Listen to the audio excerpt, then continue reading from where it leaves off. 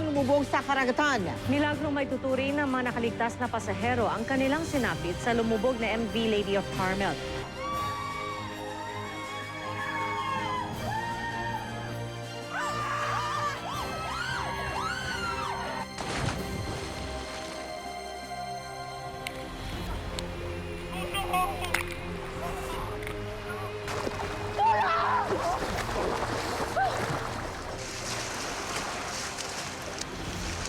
Naramdaman ko yung anak ko, nangisay. Alam mo yung feeling na anak mo yung pinipilit mong buhayin. Yun yung feeling ko that time na parang ako yung sinasakal, parang ako yung namimili. Ay,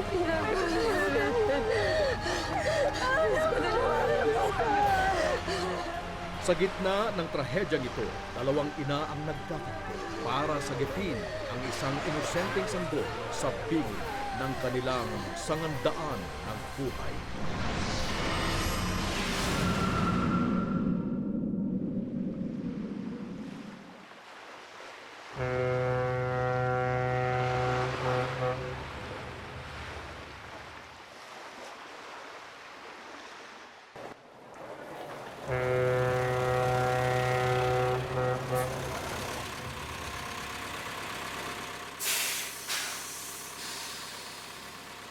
Ako po si Rofaliona Binggit, may 5 anak.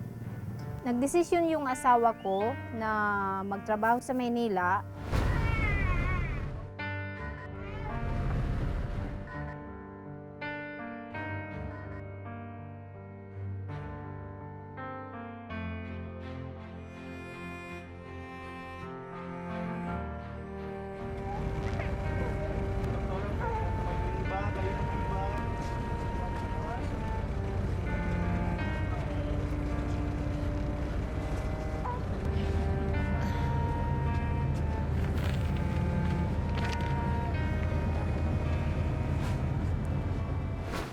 I'm Dr. Maria Teresa Milia Arollado. Sa Barangay Pulanduta, Balod, Masbate kami nakatira. Lumuwas ako ng Manila. Meron kaming photoshoot sa pamantasan ng Luzon ng Maynila.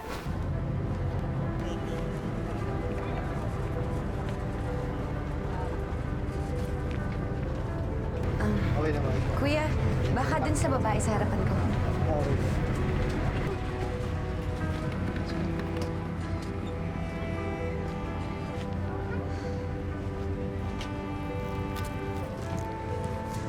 Ma!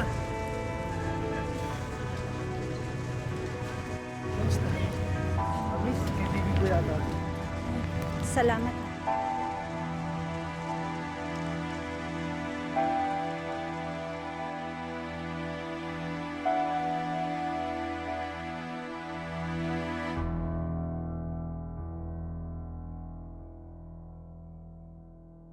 Pumayag sila Mang Jo, Lito at Doming na makisiksik muna sa ibang barak habang nandito kayo pansamantala.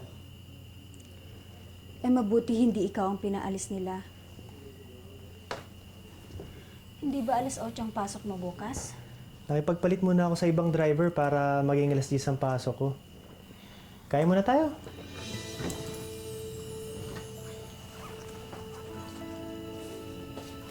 Eto, picture ng mga anak mo. Gusto nila na ipakita ko ito sa'yo.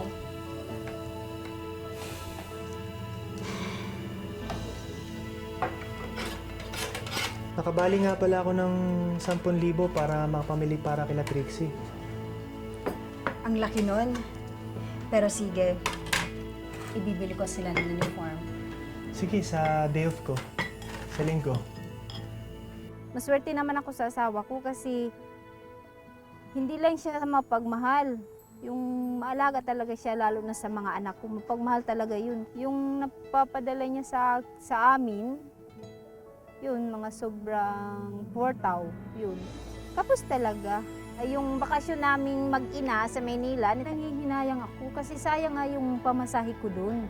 Eh, sabi niya, sige lang, mangungutang tayo. Makita ko lang kayo ng anak ko, makita ko lang si Kyle, sabi niya. Ano kaya kung dito muna kayo tumira ng mga bata pansamantala?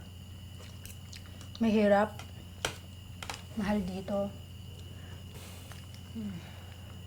Ang hirap na malayo sa inyo. Tiis-tiis lang. May ahon lang natin sa college si Tria. Makakaluwag din tayo.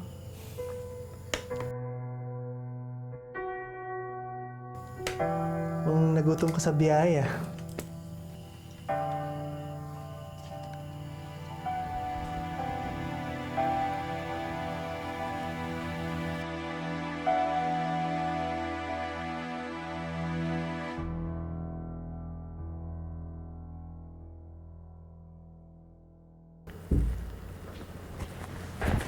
Tita, pasensya na kailangan ko nang pumasok sa office. Ano nga palang schedule mo for your reunion? After lunch, pictorial namin sa may Philomenic Ascensia sa may ospital ng Maynila. Gusto mo manood ng sine? Naku, hindi na. Pwede bang ikaw na lang bumili ng pasalubong para sa mga boys? Naku, hindi ko na alam kung gaano sila kalaki. Ay, teka lang, papakita ko sa'yo. Ito.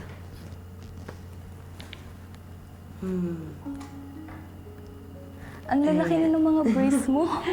Oo, ano? Ayan na ba si Jacob? Ang pamilya namin, sobrang simple na satisfied sa lahat ng bagay. Since ang orientation namin ni Glenn, ang principle namin is service. While serving, naghahanap buhay as a pediatrician and internist si Glenn. Alam naman nung tatlo na papunta akong Manila. Tita, sabihin mo kay Jacob, hinanap ko talaga yung favorite cartoon character niya, ha? Matutuwa yun, no? Ay, yung bilin pala sa akin na burger ni Jacob, sa masbate ko na lang bibilhin. Anong oras nga pala alis mo bukas, tita? After lunch, buti na lang mahabol ko pa yung Father's Day, no? Grabe, tita. Bilib talaga ako sa'yo. Iba talaga eh. Parang hindi ka napapagod. Apat kayo yung boys na pinsan mo.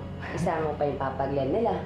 Naku, isa pa yung parang bata na nagtatampo pag matagal akong di nakikita. Usually, pag umuwi akong Manila, dala-dala ko yung anak ko. Natutuwa ako na hindi ko nasama yung anak ko na 2 years old. Since dala-dala ko yung props ng photoshoot namin, hindi ko siya dinala kasi mahihirapan ako. Ay, ang sabi niya sa akin, ginbilin mo ko.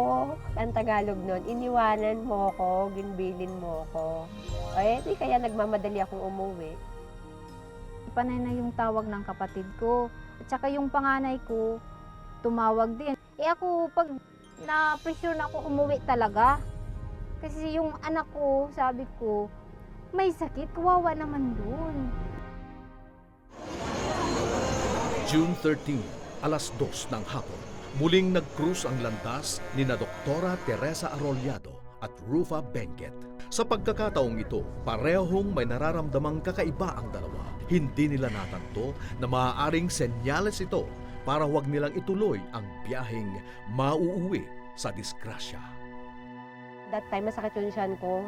Gusto ko talagang mahiga. Masakit yung gilid ng ano ko, hindi ko alam kung ano yun. Basta masakit siya.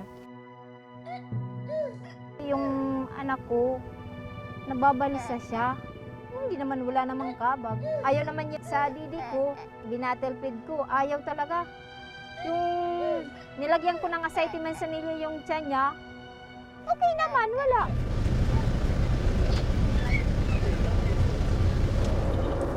Oh, Rufa, ikaw ba lang makasabay ko umuwi ng Masbate? Yan na ba yung bunso mo? Oo. Nag-aalburuto nga eh. Pasensya na, Arian, pero okay lang ba kung lumipot ka na lang ng kabilang upuan? Para makapagpahinga ka na rin. At hindi ka maabala ng baby ko. Pasensya na. Sige, dinala ako sa likod. Maluwag ka naman.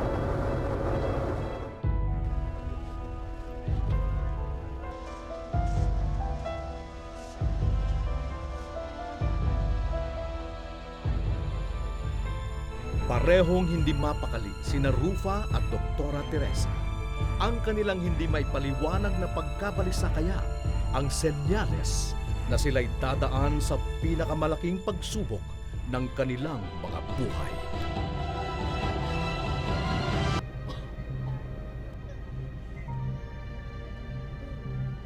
June 13, sa bahagi ng Camarines Sur, 7 oras bago ang trahedya. Isa na namang nakakikilabot na senyales ang nagbigay ng babala sa mga sasakay sa MV Lady Cano. Oh, yung gusto mag-CR na. Siya nga pala. Sino yung pasahero dito na pupunta ng Patay?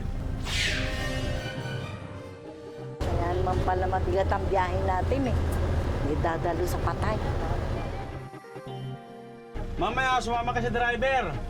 Iikutin niyo yung bus. Pasensya na kayo, sumusunod tayo sa pamanhingin, ha?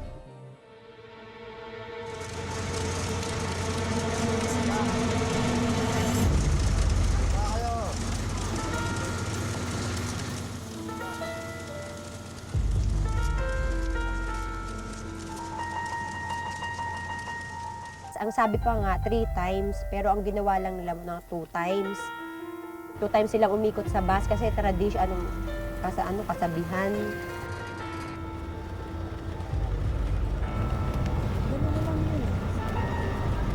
So doon pa lang, meron ng mga senyales na mabigat yung biyahe namin that time. O, Piyuduran na, Piyuduran!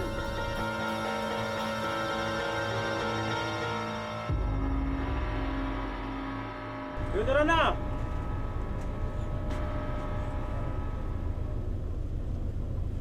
Mga pare, salamat. Salamat pare, ha? O, hindi rin makakarating yung Roro Santa Clara. Lahat daw na nakasakay dito, lipat sa MB Carmel. At yung sasakay sa MB Carmel, kailangan magpalista ron para sa manifesto.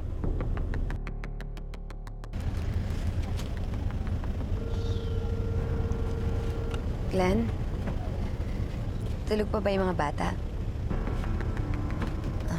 Nandito na kami sa Piyudaran. Pasundo mo ako sa driver ng alas 6 ng umaga, ha? May pasalubong nga pala kay Jacob. Love you.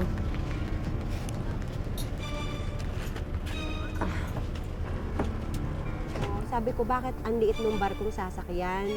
Ang napansin ko pa, maingay yung barko. Talaga, alam mo yung parang, alam mo yung kakarag-karag na kotse?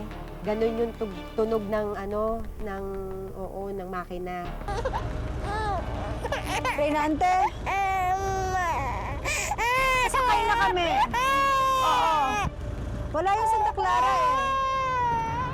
Malit pa yung barkong sasakyan namin pero okay lang. Mukhang maaga naman kami makakarating sa Masbate eh. Text na lang kita pag nandun na kami, ha?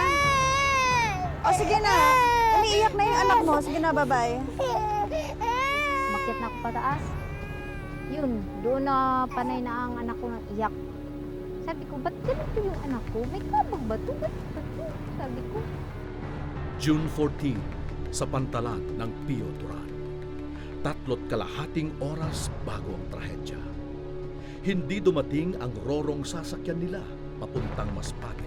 Kaya't ang mga pasahero pinasakay sa mas maliit na roro, ang MV Lady Cup. Nasa Araliano.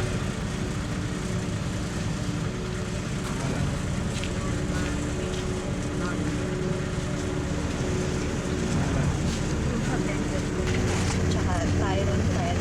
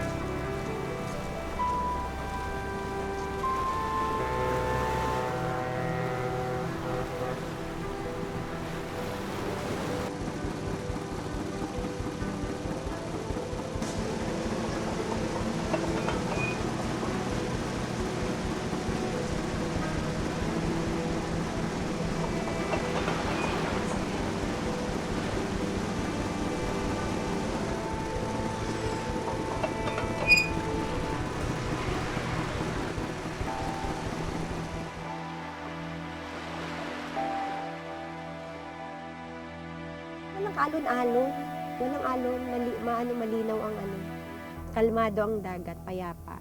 For the first time in my life na nag-travel ako, hindi ako nakatulog that time.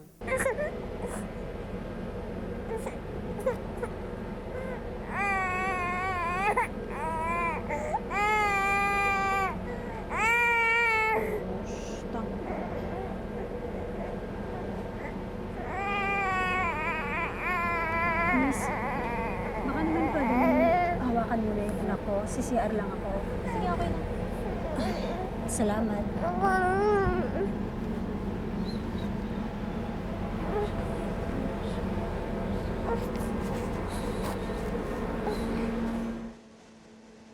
Kung gaano kakalma ang dagat sa gabing iyon, taliwas ito sa mga susunod na sandali. Magaganap na ang isang malagim na pangyayari.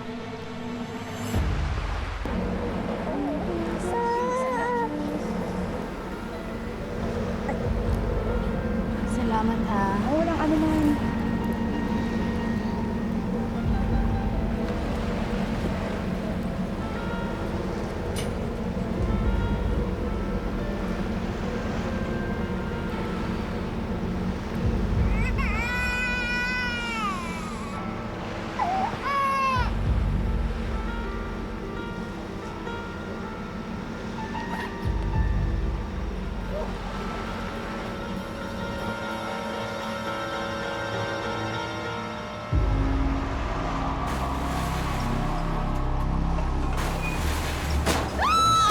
Sinilip ko yung sa second floor, nagtatalunan na yung mga tripulante, yung mga staff ng barko, na ano na ako, na alarm, sabi ko, oh my God, anong gagawin ko?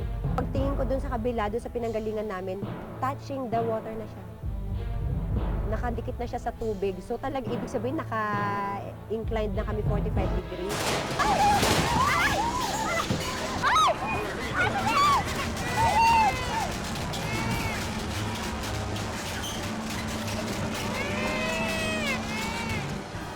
Walang hint na na may nangyari sa ilalim ng barko, wala.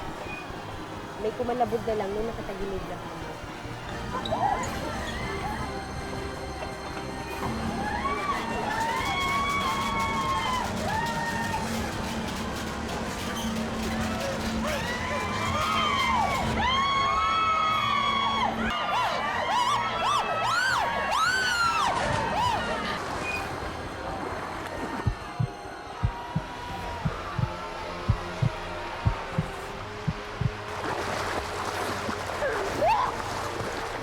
Sa kanyang pagkalito, nabitiwan ni Rufa si Baby Tyler. Lumubog ang sanggol sa ilalim ng kawalan. Yun, panay ko ng sisid, nahawakan ko siya sa laylayan ng pantalon niya. Hinila ko siya ng bigla. Yun nga lang, hindi ko siya nahawakan ng maayos. Kaya siya, patiwarik yung hawak ko sa tenga.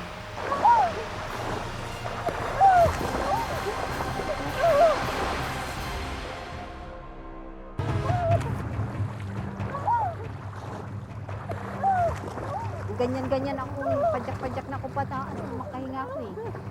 Pag ganyan-ganyan yung paa ko, hindi sabay ko ganyan ang kamay ko, hawak ko siya. Basta sa ko kahit anong nangyari, hindi ko talaga bibitawan anak ko. Patay man siya o buhay, basta hawak ko na. Yun.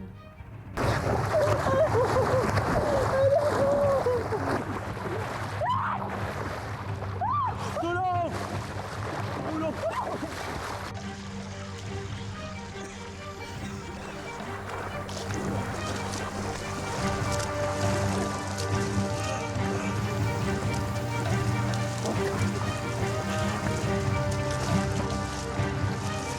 Wala na ako nakikita sa paligid ko. Masaya na ako na nakakabit lang ako dun sa life raft kasi hindi ko na kaya. Pagod na yung braso ko. Naramdaman ko yung anak ko, nangisay, hindi nag-float na siya. Hindi pumasok sa kanyang isipan na hawak-hawak niya si Baby Tyrone sa may paa. Lubog ang ulot katawan ng bata sa tubig. Nakita ko ang itim na talaga, sabi ko patay na anak ko, sarili ko lang.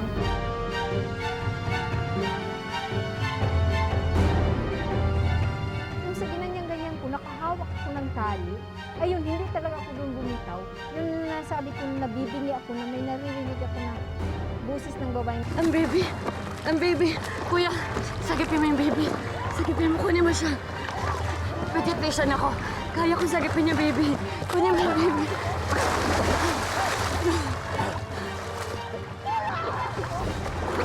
Please, kuya. Sagipin mo kami sa mga ganitong panganib.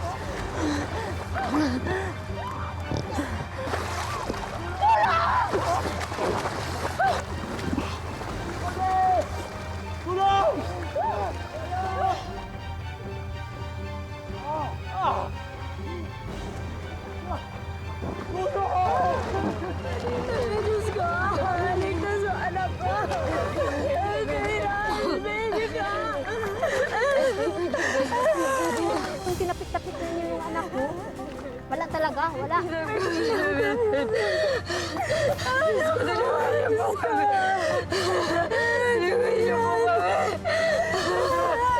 Hindi talaga gumagalaw. Talaga naiyak ng panay niya ng lahat, ng dasal niya lahat.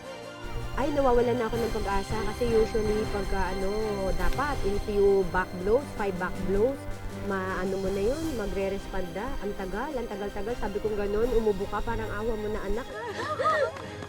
Magdasal tayo. Magdasal tayo. Father,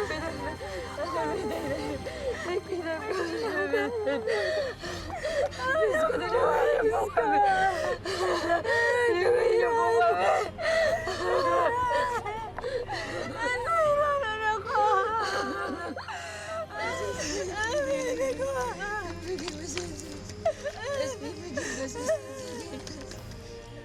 Alam mo yung feeling na anak mo yung pinipilit mong buhayin, yun yung feeling ko that time na parang ako yung sinasakal, parang ako yung nalulunod, na parang binubuhusan ako ng malamig na tubig, na parang nakaangat yung kaluluwa ko, na pinipilit ko na mabuhay ka. Diyos ko! Handa ako mamatay! Diyos ko, iligtas mo lang ang anak ko! Ang sahiran! Sabi ko, handa ako mamatay, mabuhay lang yung anak ko. Isip ko, pat si Kyle yung mawawala. Yun.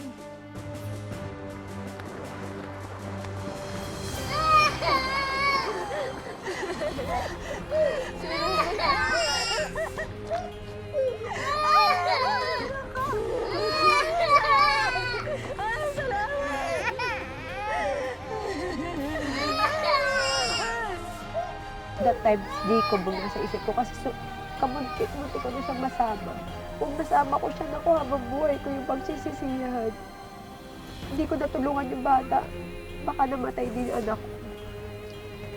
Baka nga, magpakalunod na lang din ako kung hindi ko masisave yung anak ko at hindi siya makikita.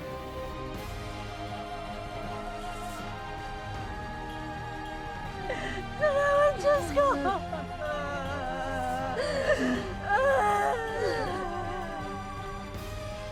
Puro ang lumubog sa karagatan, malapit sa Buyes Island sa Masbate.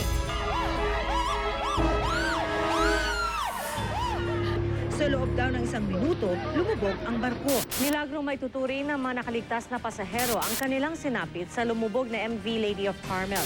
Kabilang ang 7 buwang gulang na sanggol sa mga pasahero ng lumubog na rorong MV Lady Carmel sa Masbate.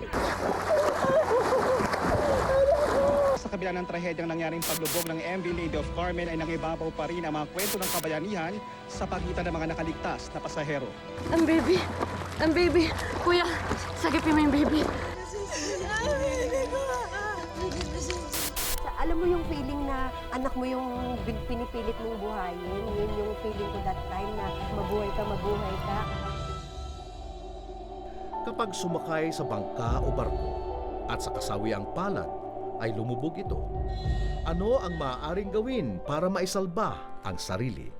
Bilang pasahero po, pinaka-importante po tandaan kung nasaan banda yung mga life-saving equipment tulad ng life jacket.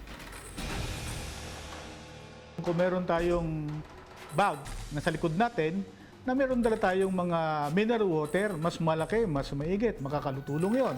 Now, kung meron man tayong mga biscuit sa paligid natin na nandoon, at yun ay isa rin makakatulong na pwede nating kapitan.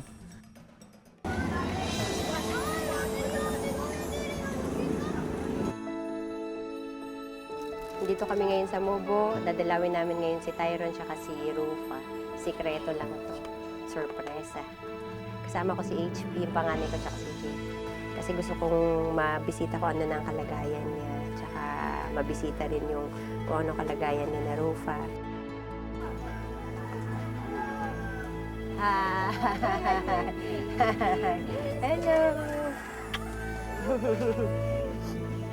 Akan baby, oh. Gusto ko mag-meet si Jacob tsaka si Tyron kasi nakita ko si Jacob sa kanya nun.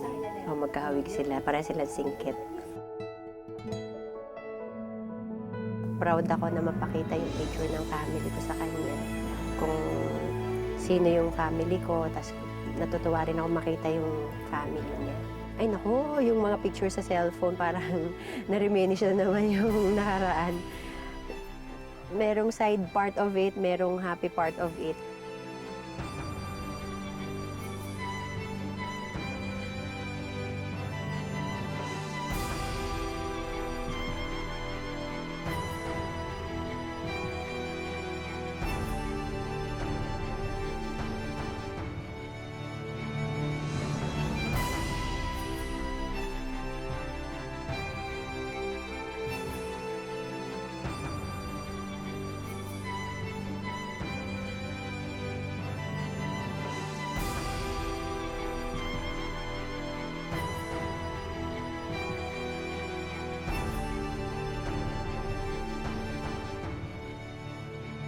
Minsan may mga kamalian minsan ako sa kaanakan ko. Nabigyan pa ako ng panibagong buhay. Sabi ko, lahat ng mga pagkukulang ko dapat mapunan ko. Alam mo ba kung anong nabago sa buhay ko nung pangyayari na yon? Mas lalo kong minahal yung mga anak ko, mas lalo kong minahal ang asawa ko, mas lalo kong minahal ang pamilya ko na as if bukas hindi na ako mabubuhay.